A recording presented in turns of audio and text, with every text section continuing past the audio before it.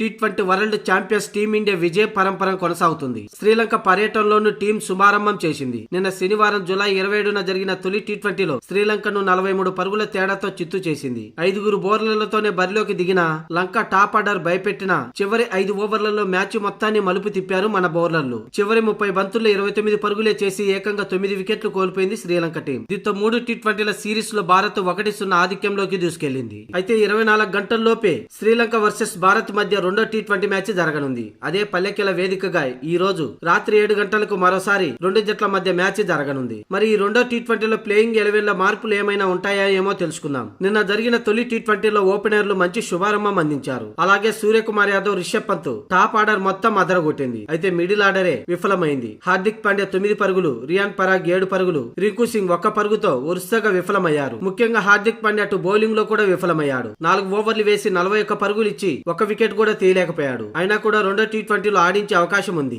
ఇక రియాన్ పరాగ్ 6 బంతులు 7 పరుగులే చేసి పెవిలియన్ చేరిన బౌలింగ్ లో అదరగొట్టాడు. కేవలం ఓవర్ 2 బంతులే వేసి 5 పరుగులు మాత్రమే ఇచ్చి 3 వికెట్లు తీశాడు. దీంతో రియాన్ పరాగ్ ను కూడా ఈ మ్యాచ్ నుంచి తప్పించడం కష్టమే. ఇక రింకు సింగ్ 1 పరుగే చేసినప్పటికీ తనని పక్కన పెడతారనేది మాత్రం అనుమానమే. ఇక ఈ మ్యాచ్ లో 1 మార్పుతో టీమిండియా బరిలోకి దిగే అవకాశం ఉంది. ఎందుకంటే రిటర్న్ క్యాచ్ పట్టే సమయంలో రవి బిష్ణోయ్ కి బంతి ముఖానికి తగిలి గాయమైంది. దీంతో ఒక్కసారిగా విలవిలాడిపోయాడు రవి బిష్ణోయ్. అందులో కూడా వాపు రావడంతో ఈ మ్యాచ్ నుంచి అతన్ని పక్కన పెట్టే అవకాశం ఉంది. ఎందుకంటే 24 గంటలు గడవక ముందే రెండో టీ20 ఆడుతున్నారు కాబట్టి అతనికి రెస్ట్ ఇచ్చే అవకాశం ఉంది. ఇదే జరిగితే వాషింగ్టన్ సుందర్ జట్టులోకి రావడం ఖాయం. దీంతో మొత్తానికి టీమిండియా 1 మార్పుతో బరిలోకి దిగడం ఖాయంగా కనిపిస్తుంది.